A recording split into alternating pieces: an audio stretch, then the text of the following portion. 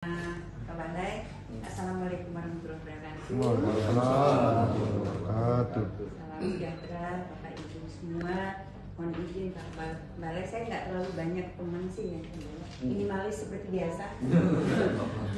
Karena apa yang kami sampaikan ini kami yakini bahwa pada dasarnya teman-teman di Balai Besar Wilayah Singapura Pengajian juga sudah memperoleh informasi dan data baik yang sumbernya dari kami maupun yang juga diperoleh oleh kawan-kawan yang melakukan asesmen langsung lapangan, termasuk Pak Nafian kemarin sempat turun. Terima kasih banyak Pak.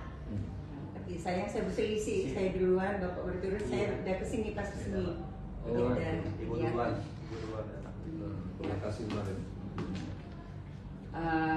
Sebenarnya apa yang terjadi di Luwu Utara ini masih rangkaian kejadian yang lalu. Masih Pak Kabale waktu itu juga kan sudah mengetahui persis bagaimana kondisi misalnya sedimentasi di Sungai Rongkong dan Sungai Masamba. Nah, ditambah kemudian kejadian banjir bandang yang lalu, dan dari kajiannya saja waktu itu pada saat banjir bandang saja itu ada sekitar 22 juta lebih ya meter kubik sedimentasi yang dibawa pada saat banjir bandang. Dan kemudian dari peristiwa banjir bandang sampai sekarang memang kondisi curah hujan juga masih terus terjadi dan sangat tinggi di wilayah Luwu Utara secara khusus, karena daerah ini memang kan daerah peralihan. Jadi dalam sejarahnya Luwu Utara itu kejadian hujannya memang bisa dikatakan terjadi sepanjang tahun. Hanya saja beberapa tahun terakhir memang curah hujannya cukup tinggi, bahkan sebagian besar masuk dalam skala ekstrim. Nah, ini tentu saja berkontribusi juga terhadap kondisi sungai yang ada di Kabupaten Luwu Utara. Nah, sejak bulan itu tahun 2024 kami sampaikan bahwa khususnya bulan April, sejak bulan April, akhir April itu terjadi memang beberapa tanggul di Kabupaten Luwu Utara ini jebol. Yang terlibat antara lain itu ada di Desa Mario. Desa Mario ini di Sungai Masamba, dan tanggul yang jebol di Desa Mario ini menyebabkan beberapa desa yang ada di Kecamatan Malangke itu terdampak dan masih tergenang sampai hari ini. Antara lain itu Desa Patimang, Desa Petalandung, Desa Girikusuma, Putih Mata, Pucek Putih, dan di Malangke Barat itu ada Desa Arusu, Waikuwo, Tolada, Tingkara, dan Genteng. Nah, kalau Kecamatan Buaya Junta itu di Desa Marionya sendiri, karena dia memang tempat atau lokasi tanggul yang jebol. Nah, sebenarnya di Sungai Masamba ini kan tahun ini balai ada kegiatan, tapi di Polewali. Dan kemarin melalui dinas kami sudah koordinasi dan kami dapatkan laporan bahwa sudah disetujui untuk digeser, ada penanganan juga untuk Desa Mario. Nah, mudah-mudahan ini juga bisa ditindaklanjuti, karena kalau ini kita tangani mudah-mudahan yang lainnya juga ini tertangani, karena dia limpahan dari air yang jebol di tanggul yang jebol di Desa Mario. Nah, kemudian untuk Sungai Rongkong sendiri, sebenarnya setiap kejadian banjir besar itu pasti terdampak. Nah, antara lain di Desa Pengkendekan dan Buntu Terpedo. Nah, kemudian di Sabang Selatan itu ada Desa Tetek Uri dan Terbeda Jaya, ini masih anak sungai dari Sungai Rongkong. Kemudian yang Merangkak Barat itu ada Desa Wara, Limbong Wara, Relawi, Cening, dan Kombaka. Kemudian Begunta Selatan itu ada Beringin Jaya, Mukti Jaya, Lembang-Lembang, dan Desa Lawe dan Larak. Jadi totalnya itu ada 6 kecamatan yang terdampak. Nah, kemudian ada cukup banyak desa. Nah, kalau korban jiwa alhamdulillah memang tidak ada, karena kami memang mengedepankan mitigasi dan adaptasi khususnya bagaimana tidak terjadi zero victim lah, gitu. Tidak ada korban jiwa. Nah, hanya saja cukup besar jiwa yang terdampak di tahun 2024 di triwulan pertama dan kedua ini, karena itu mencapai 3.842 kakak, terus sekitar 12.300, dan sebagian besar itu masih dalam kondisi terbenam, ya, baik pemukiman maupun juga lahan pertanian dan perkebunan. Nah, yang kami khawatirkan ini kan sebenarnya aktivitas sosial ekonomi warga yang terdampak. Nah, kita lihat misalnya dari hasil asesmen kami terakhir untuk lahan perkebunan dan pertanian yang terendam itu sekitar 3.442 hektar. Dan pasum serta pasus juga cukup banyak yang terdampak, masih infrastruktur, beberapa jembatan, beberapa desa juga itu ada yang putus. Yang kemudian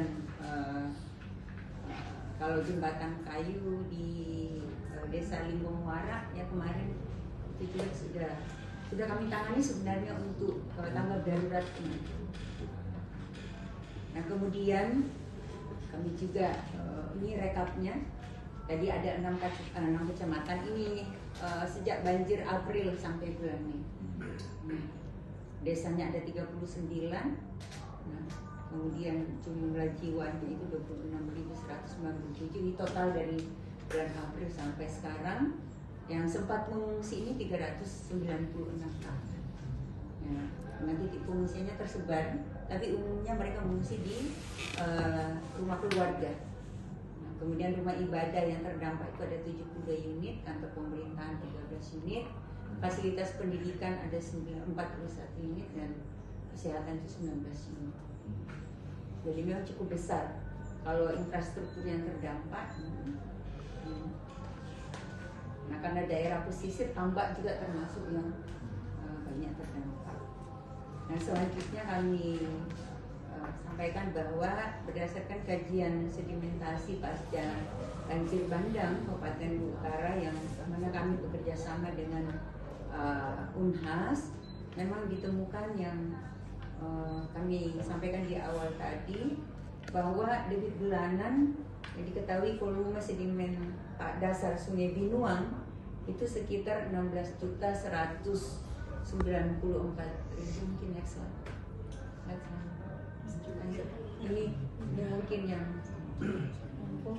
yang pemok ya, pertemuan Sungai Baliase dan Sungai Masamba. Memang ada limpahan air sungai dari Baliase ke Sungai Masamba itu sekitar 70-80%. Variasi kalau ini laut ya. Ya, Variasi. Masamba di Atasnya bu. Masamba di bawah. Bawah.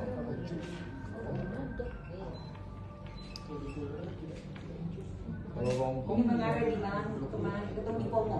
Rongkong di bawah lagi. Rongkong di Di bawah Pak, di bawah. Oh, di bawah Masamba. Iya, di bawah sama sih ya. Kalau Radak di sini Iya, Iya, hanya. antaranya. Kalau saya Pak lupa. Harus ke sana ya. Ini Radak. Kemarin yang 3 sungai ini kan yang banjir bandang. Banjir bandang. Radak.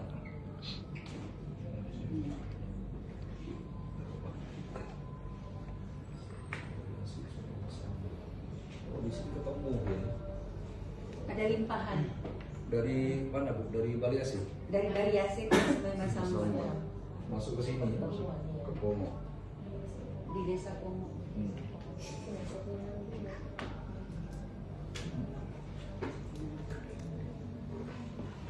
Baik, lanjut. Ini yang terdampak. Ya, next slide. Dan ini masih kondisi sampai hari ini, kondisi terakhir. Yang Bapak bisa lihat ini. Kondisinya seperti danau. Dari gagal panen sudah masuk 3 bulan masuk ketiga. ya, sudah Bulan ketiga. April. Iya, bulan ketiga. Sudah 2 bulan. Sampai 3 bulan. 3 bulan usia. Nah, memang kalau analisis kredit bulanannya itu untuk Binuang 16 juta. Saya kira di sini juga ada yang datang. Sekitar 16.194.000 meter kubik pasca banjir bandang. Hasil kajian dari Pusat Studi Kebencanaan UNHAS, volume sedimennya itu sekitar 136 juta. Memang besar sekali. Ini kelihatannya kami berterima kasih karena Balai sebenarnya kan sudah merencanakan cukup banyak intervensi, ya, termasuk Sabo di Luwu Utara ya, di 3 sungai khususnya. Jadi kalau nggak salah ada sekitar 11 ya, yang direncanakan untuk Sabo, dan 1 sudah terrealisasi di satu yang Satu sudah- sungai, Bapak. Satu sungai. Nah, ya. Satu sungai. Satu sungai, Iya. Sabu Iya. dari rencana 6 ya. Iya. Karena berarti masih 4 lagi. Iya, Kangpan. Nah, sudah banyak yang dilakukan oleh teman-teman, tapi mungkin karena kondisi kami minta mungkin ada atensi atau perlakuan khusus dari Balai, terutama untuk percepatan pelaksanaan yang di beberapa tanggul yang jebol di Luwu Utara. Minimal daerah yang terdampak ini ya, apa yang bisa kita kurangi lah dengan menutup tanggul, beberapa tanggul yang jebol, terutama yang ada di Mario, Kombaka, dan kemarin itu sempat ditinjau mungkin di Beringin Jaya, Beringin Jaya dan Tolaga, karena itu daerah sentra produksi semua. Bapak, jadi ini daerah penghasil terutama untuk tanaman pangan. Ya, jadi dan untuk periode tanam April September ini terancam gagal panen. Nah, kalau misalnya ini kita bisa tangani lebih awal, kami sih berharap masih bisa kami kejar 1 kali pertanaman aja. Tapi kalau kondisinya sekarang agak sulit untuk melakukan langkah-langkah penanganan dalam kondisi air masih sangat tinggi. Saya kira ini beberapa hal yang dapat kami sampaikan. Mudah-mudahan yang apa sudah direncanakan ini bisa, pertama mungkin ada kecepatan pelaksanaan di lapangan. Walaupun kami pahami persis bahwa penanganan sungai ini kan tidak semudah yang kita bayangkan, karena sangat tergantung pada kondisi sungai dan kondisi curah. Saya kira itu yang bisa kami sampaikan sebagai pengantar. Kemudian bisa direspon. Terima kasih. Assalamualaikum warahmatullahi wabarakatuh.